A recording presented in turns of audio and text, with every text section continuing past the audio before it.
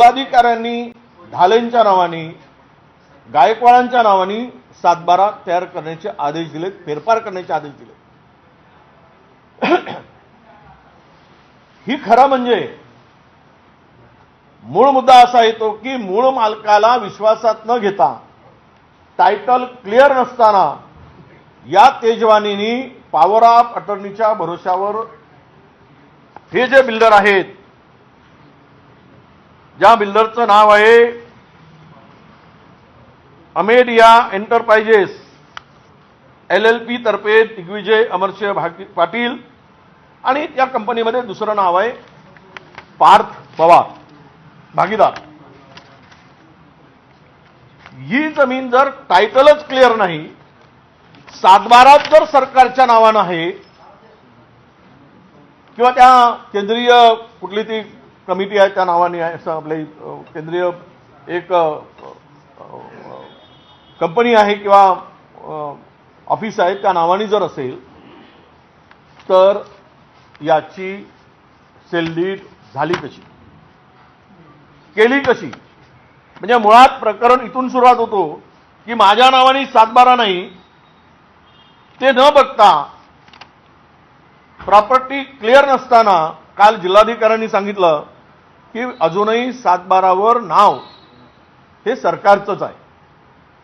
या संदर्भात यापूर्वी या सगळ्या मंडळीकडे याच पार्थ पवार आणि कंपनीचे काही जवळचे बिल्डर गेले होते, त्यांनी ही जमीन मागितली होती। त्यांनी सांगितलं की आमच्या नावाने जमीन होऊ द्या, मग आम्ही खरेदी विक्रीचा व्यवहार काय ते करू। हे हातात न आल्यामुळं या सगळ्यांनी त्या तेजवानी नावाच्या बिल्डरला पकडलं, शीतल तेजवानी, आणि ही खरेदी विक्री करून घेतली। मुळात हा व्यवहारच पहिल्यांदा रद्द होण्याची आवश्यकता आहे, कारण जमिनीचा मालक सरकार आहे, खरेदी विक्री होऊ शकत नाही। हा 420चा गुन्हा आहे।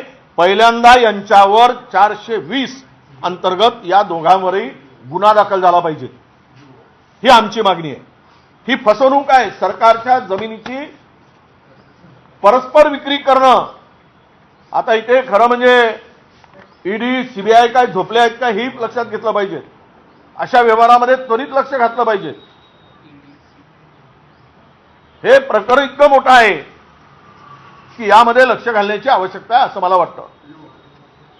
आणि 300 कोटीच्या व्यवहारामध्ये केवळ एक की IT पार्कचा रिझोल्युशन ही कमिटी आपली ही